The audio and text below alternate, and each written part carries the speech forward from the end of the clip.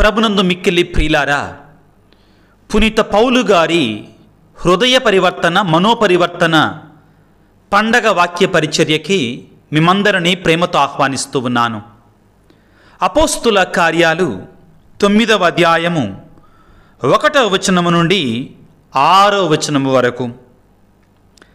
ఇంతలో ప్రభువు శిష్యులను చంపవలనని సౌలు వారిని బెదిరించుచు దౌర్జన్యము చేయుచుండెను.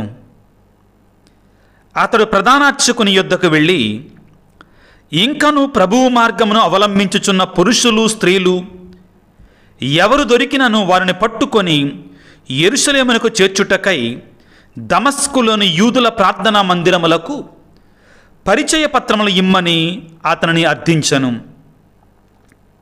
అతడు బయలుదేరి దమస్కు నగరమును సమీపించున్నప్పుడు ఆకాశము నుండి ఒక వెలుగు అకస్మాత్తుగా అతని చుట్టూను ప్రకాశించెను.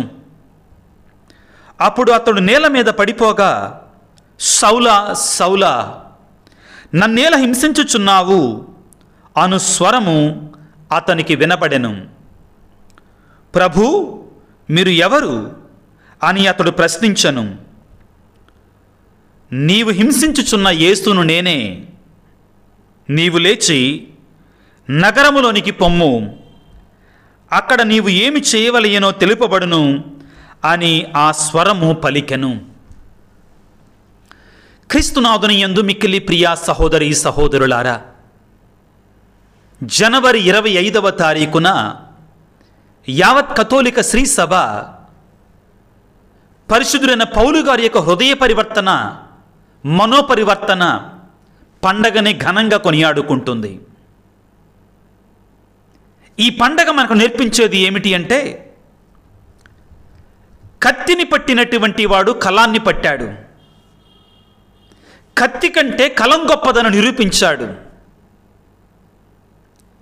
కత్తిని పట్టి క్రీస్తు రాజ్యాన్ని అంతం చేయాలనుకున్నటువంటి వాడు కలాన్ని పట్టి గళాన్ని విప్పి క్రీస్తే లోకానికి నిజదేవుడని ప్రకటించాడు.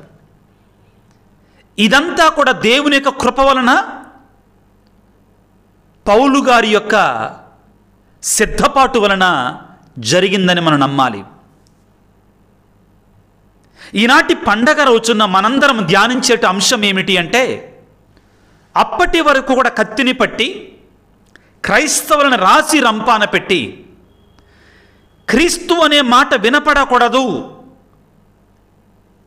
అని పలికినటువంటి ఆ వ్యక్తి క్రీస్తు దర్శనాన్ని పొందుకొని క్రీస్తుతో ముఖాముఖిగా మాట్లాడి, ఇకనే జీవించిన మరణించిన ఆ క్రీస్తు కొరకే అని మారినటువంటి మహా గొప్ప పండగ.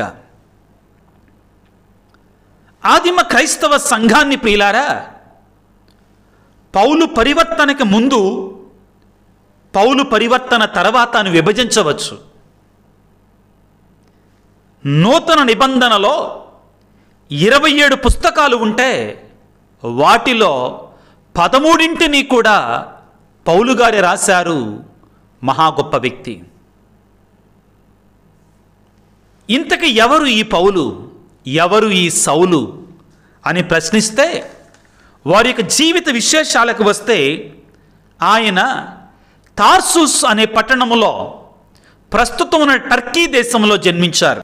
ఒక పవిత్రమైనటువంటి యూదుల కుటుంబములో, బెన్యామీను గోత్రములో నిష్ఠాగరిష్ఠులైనటువంటి పరిశీల వర్గములో జన్మించినటువంటి వాడు. ధర్మశాస్త్రాన్ని, యూదుల యొక్క పవిత్ర బైబిల్ గ్రంథాన్ని ఔపోసన పట్టాడు. అంగుళం అంగుళం నేర్చుకున్నాడు. గ్రీకు భాష మీద గట్టి పట్టున్నటువంటి వ్యక్తి. గ్రీకు భాష ఆ రోజుల్లో ఇప్పుడు మనకి ఇంగ్లీషు వస్తే ఎలా గొప్పగా చూస్తామో అలా చూసేవాళ్ళు. ఆనాటి ప్రపంచ భాష గ్రీకు భాష. అట్లాంటి భాషనే చక్కగా నేర్చుకున్నటువంటి వాడు. ఒక పండితుడు ప్రియులకు దేవుని బిడ్డలారా. అన్నిటికంటే ఎక్కువగా యావే దేవుడే నిజమైన దేవుడు, ఆయన తప్ప మరొక దేవుడు లేడు. యూద మతమే నిజమైన మతము, ఆ మతం తప్ప మరొక మతము లేదు అని నమ్మి ఆ యూద మతాన్ని కాపాడటానికి ఎంతవరకైనా వెళ్ళటానికి సిద్ధపడినటువంటి గొప్ప వ్యక్తి. తాను నమ్మిన సిద్ధాంతానికి తన ప్రాణాలను అర్పించటానికైనా కానీ సిద్ధం అని చెప్పినటువంటి గొప్ప యూదుడు, పరిసయ్య వర్గానికి చెందినటువంటి వాడు. అయితే ప్రియులకు దేవుని బిడ్డలారా, దేవుడు ఈ సౌలు గారి నుండి ఒక ప్రత్యేకమైనటువంటి ప్రణాళికను ఏర్పాటు చేశారు. మనము సౌలు యొక్క జీవితాన్ని చూస్తే ఆయన ఈ క్రైస్తవులు అనబడేటువంటి వారిని, క్రీస్తును అనుసరించేటువంటి వారిని, క్రీస్తును కూడా తుదముట్టించాలి అని కంకణం కట్టుకున్నాడు. చివరికి ఈ యూద మతానికి కాకుండా వ్యతిరేకంగా ఎవరు జీవించినా కానీ వాళ్ళని చంపటానికి కూడా వెనుకడుగు వెయ్యలేదు. దానికంటే ఎక్కువగా చంపినటువంటి వారిని శబాష్ అన్నాడు. 7 డీకన్నుల్లో ఉపగురువులలో ఒకడైనటువంటి స్టెఫాను గారు చంపబడ్డప్పుడు ఆయనకి మరణాన్ని ఈ సౌలు అంగీకరించాడు అధికారికంగా. అపోస్తుల కార్యాలు 7వ అధ్యాయము 60వ వచనములో, ఆపై మోకరిల్లి బిగ్గరగా, ప్రభు, ఈ పాపము వీరిపై మోపకము అని పలికి స్టెఫాను మరణించను. సౌలు అతని హత్యను ఆమోదించను. సౌలు ఒక గొప్ప స్థాయిలో ఉన్నటువంటి వాడు. ఆయన ఇతరులు యూద మతానికి వ్యతిరేకంగా ఉన్నటువంటి వారిని యూదులు చంపినప్పుడు ఆ మరణం మంచిదే అని ఆమోదించేటువంటి స్థితిలో ఉన్నటువంటి వాడు. ఆ తరువాత ఈరోజు మన వాక్యాన్ని చదువుకున్నట్లుగా అపోస్తుల కార్యాలు 9వ అధ్యాయం 1వ వచనములో, ఇంతలో ప్రభువు శిష్యులను చంపవలనని సౌలు వారిని బెదిరించుచు దౌర్జన్యము చేయుచుండెను. అతడు ప్రధానార్చకుని యొద్దకు వెళ్ళి, ఇంకను ప్రభువు మార్గమును అవలంబించుచున్నటువంటి పురుషులు, స్త్రీలు ఎవరు దొరికినను వారిని పట్టుకొని యెరూషలేమునకు చేర్చుటకై దమస్కులో యూదుల ప్రార్థనా మందిరములకై పరిచయ పత్రములు ఇమ్మని అడిగినాడు. క్రైస్తవులు అనేటువంటి వారు ఎక్కడ కనబడ్డా కానీ తొదముట్టించటం అతని ప్రధానమైన ఆశయం. అయితే ప్రియులారా, ఇతనిలో ఉన్న నిజాయితీని చూశాడు దేవుడు. ఇతని ద్వారా దేవుడు ఒక ప్రణాళికను, గొప్ప ప్రణాళికను ఏర్పాటు చేశాడు. కాబట్టి దమస్కు నగరానికి వెళుతున్న సమయంలో దేవుడే స్వయంగా ఈ సౌలుని దర్శన రూపంలో పలకరించాడు. సౌలా సౌలా, నన్నేలా హింసించుచున్నావు? నీవెవరు ప్రభు అంటే, నీవు హింసించుచున్న క్రీస్తును నేనే అంటాడు. నీవు ఏ సంఘాన్నైతే హింసిస్తున్నావో ఆ సంఘానికి అధిపతిని నేను అనలా. ఆయన హింసించేది క్రైస్తవులను కదా. క్రైస్తవులను హింసిస్తే క్రీస్తును హింసించినట్లే. కాబట్టి నీవు హింసిస్తున్న క్రీస్తును నేనే అన్నాడు యేసు ప్రభు. ఒక్కసారిగా మారిపోయాడు ప్రియులారా. అప్పటి వరకు క్రీస్తు మాట వింటే, క్రీస్తువులను చూస్తే అగ్గి మీద గుగ్గిలమైనటువంటి సౌలు ఆ తరువాత ఇక నేను జీవించిన మరణించిన ఆయన కొరకే అని జీవించటం ప్రారంభించాడు. ప్రభునందు ప్రియులకు దేవుని బిడ్డలారా, క్రైస్తవులట 3 రకాలంటండి. మొదటి కోవకు చెందినటువంటి వారు ఎవరంటే, క్రైస్తవులని చెప్పి క్రీస్తుకు విరోధులుగా బ్రతికేవారు, క్రీస్తుకు శత్రువులుగా బ్రతుకుతారు వీళ్ళని గురించి పౌలు గారు ఫిలిప్పీ పత్రిక 3వ అధ్యాయం 18వ వచనములో, దీనిని గురించి మీకు ఇంతకు మునిపే తెలియజేసి ఉన్నాను, మరొక మారు కన్నీటితో తెలియజేస్తున్నాను. మీలో చాలామంది క్రీస్తు శిలువకు శత్రువులుగా బ్రతుకుతున్నారు అని ఫిలిప్పీ సంఘపు క్రైస్తవులను పట్టుకొని పౌలు గారు అన్నారు. క్రైస్తవులట క్రీస్తుకు శత్రువులుగా బ్రతుకుతారండి కొంతమంది క్రైస్తవులు అని చెప్పుకొని. ఇది పౌలు గారు చెప్పిన మాట. రెండవ రకపు క్రైస్తవులు ఎవరంటే, క్రైస్తవులమని చెప్పుకొని నామమాత్రపు క్రైస్తవులుగా జీవించేటువంటి వారు. వారు చల్లగానైనా ఉండరు, వెచ్చగానైనా ఉండరు. పౌలు గారు పలుకుతారు. దీని గురించి యోహాను గారు దర్శన గ్రంథములో 3వ అధ్యాయం 15వ వచనములో, నీవు చల్లగానైనాను వెచ్చగానైనా లేవు, నీవు నులువెచ్చని తనముతో ఉన్నావు, కాబట్టి నా నోటి నుండి నిన్ను ఉమిసి వేస్తాను అన్నాడు దేవుడు. ఈ ఆధునిక ప్రపంచంలో ఎక్కువ మంది క్రైస్తవులు ఈ రెండవ కోవకు చెందినటువంటి వారు. ఇక మూడవ కోవకు చెందినటువంటి క్రైస్తవులు ఎవరంటే, వారు క్రైస్తవులమని చెప్పుకుంటూ క్రీస్తే సర్వస్వముగా జీవించేవారు, క్రీస్తు కొరకై మరణించటానికి కూడా సిద్ధమయ్యేవారు. వారి గురించి రోమపత్రిక 14:8 వచనములో పౌలు గారు పలుకుతున్నారు, జీవించిన మరణించిన ప్రభు కొరకే, కనుక మనము జీవించినను మరణించినను మనము ప్రభువుకు చెందినటువంటి వారం అంటాడు.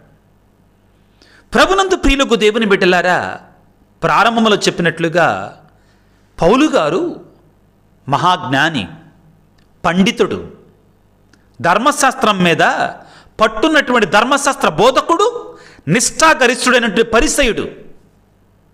అయితే తాను ఒక్కసారి క్రీస్తును తెలుసుకున్న తర్వాత తన ప్రాణాలని క్రీస్తు కొరకే త్యాగం చేయడానికి సిద్ధపడ్డాడు, త్యాగం చేశాడు కూడా, అర్పించాడు. ఆయన బోధనలు ప్రియులారా చాలా ముక్కుసూటిగా ఉంటాయి. క్రైస్తవుడు ఏ విధముగా జీవించాలి, క్రైస్తవ సంఘం ఏ విధముగా ఉండాలి, క్రైస్తవుడు అనేటువంటి వాడు క్రీస్తులోకి వచ్చిన తర్వాత ఒక నూతన సృష్టి అని కొరింథీ పత్రికల్లో మనకు బోధిస్తారు. అదేవిధంగా క్రైస్తవుడు అనేటువంటి వాడు క్రీస్తుతో పాటు మరణించాలి, క్రీస్తుతో పాటు తిరిగి రేవాలి అని రోమపత్రికలో మనకు బోధిస్తాడు. ఫిలిప్పీ పత్రికలో ఇదే పౌలు గారు ప్రియులకు దేవుని బిడ్డలారా మనం క్రీస్తు మనస్తత్వాన్ని కలిగి ఉండాలి. ఏమిటి అంటే, ఏ విధముగా క్రీస్తు ప్రభువు తండ్రి దేవునికి పరిపూర్ణమైన విధేయతను చూపించాడో మనము కూడా క్రీస్తుకు విధేయతను చూపించాలని నేర్పిస్తాడు. ఇవన్నీ ఆయన మాటలు. సంఘం ఏ విధముగా ఉండాలి, సంఘ నాయకులు ఏ విధముగా ఉండాలి, పౌలు గారి లేఖల నుంచే మనం నేర్చుకుంటాం. కొరింథీ పత్రికలో 1వ అధ్యాయము 1వ వచనం నుండి మనం చదువుకుంటేనే ఐక్యత కలిగి ఉండాలి. సంఘం అనేటువంటిది ఐకమత్యముతోటి ఉండాలి, విభజన ఉండకూడదు.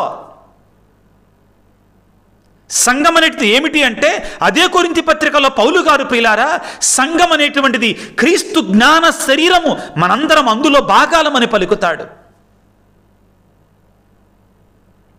సంఘం ఏ విధముగా ఉండాలి అంటే, ఎఫెసీ పత్రికల్లో ప్రియులారా మచ్చ కాని ముడత కాని మరేదీ లేకుండా క్రీస్తుకి పరిపూర్ణంగా అంకితము కావాలి అని పలుకుతాడు పౌలు గారు ప్రియులారా.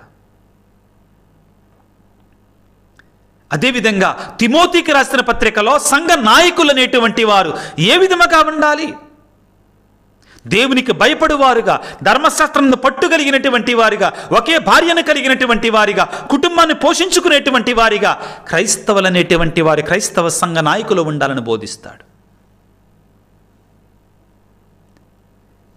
తాను ప్రియులారా ఒక్కడే ఎన్నో సంఘాలు తిరిగాడు, అవిరళ కృషి చేశారు, నిరంతరాయంగా నిర్విరామంగా క్రీస్తును ప్రకటించటానికి నడుం బిగించాడు. ఎంతవరకంటే క్రీస్తు కొరకే తాను మరణించటానికి తహతహలాడాడు. మహా గొప్ప పునీతుడి ప్రియులారా, ఈరోజు మనం పండగ చేసుకోవాలి. ఎందుకని పండగ చేసుకోవాలి అంటే, దేవునికి కృతజ్ఞతా స్తోత్రాలు తెలియజేయడానికి. కారణం ఏమిటి అంటే, పేతురు గారు యూదులకి అపోస్తులుడైతే పౌలు గారు అన్యులను క్రీస్తు చెంతకు నడిపించటానికి అపోస్తులుడు. ఇది దేవుని యొక్క ఎన్నిక. పౌలు గారు చెప్తారు రోమాపత్రికలో చివరిలో ఏమిటి అంటే, అన్యులను క్రీస్తు చెంతకు నడిపించుట కొరకై దేవుడు నన్ను ఎన్నుకున్నాడు. క్రీస్తు నన్ను ఎన్నుకున్నాడు. అన్యుల కొరకై ఎన్నుక చేయబడినటువంటి వాడు. చివరిగా ప్రియులారా, తాను చెప్పిన విధముగా, తాను బోధించిన విధముగా ఏమిటి, నేను క్రీస్తు కొరకై మరణించడానికి కూడా సిద్ధం అని పలికినట్లుగా రోము నగరములో చెరసాలలో బంధించబడి చివరికి తన యొక్క తలను తీసివేసిన తర్వాత ఆయన క్రీస్తు కొరకై వేద సాక్ష్య మరణాన్ని పొందాడు. మహా గొప్ప పునీతుని యొక్క పండగ మనం చేసుకుంటాం. ఆయన మారు మనసు పొందిన పండగ, హృదయ పరివర్తన పండగ. మొదటిగా ఆ దేవాది దేవుని కృతజ్ఞతా స్తోత్రాలు చెల్లించాలి. ఎందుకంటే ఈ పునీతుడు అన్యులకు సువార్తను, మనకి యోధయేతరులకి సువార్తను బోధించడానికి దేవుడు ఎన్నుకున్నాడు. రెండవది, పౌలు గారు హృదయ పరివర్తన చెందినట్లుగానే మనం కూడా హృదయ పరివర్తన చెందాలి. పౌలు గారు హృదయ పరివర్తన చెందిన తర్వాత ఏ విధముగా చివరి వరకు కూడా ఆ క్రీస్తు ప్రభువు కొరకే జీవించాడో, తూచ తప్పకుండా క్రీస్తు యొక్క అడుగులలో ఆయన నడిచాడో, మనం కూడా అదేవిధంగా నడవడానికి ప్రయత్నం చేయాలి. పౌలు గారిని కూడా మనం సుమాత్రగా తీసుకోవాలి. ఈనాడు పరిశుద్ధుడంటే పౌలు గారి యొక్క హృదయ పరివర్తన, మనోపరివర్తన సౌలు పౌలుగా మారిన పండగను కొనియాడుకుంటుండగా, పరిశుద్ధుడైనటువంటి అపోస్తుడైనటువంటి పౌలు గారి యొక్క మధ్యస్థ ప్రార్థన ద్వారా ఆ దేవాది దేవుడు మనం దీవించాలని వేడుకుందాం. పౌలు గారు తిమోతికి రాసిన లేఖలో తన గురించి తాను ఏమనుకుంటాడు, నేను పాపులలో ప్రథముడిని, క్రీస్తును హింసించినటువంటి వాడిని. ఎంత దీనత! అపోస్తులంతరిలో కడపటి వాడిని అంటాడు. అంత చేసి కూడా దీనత, క్రీస్తు దీనత్వం అతనిలో కనపడుతుంది.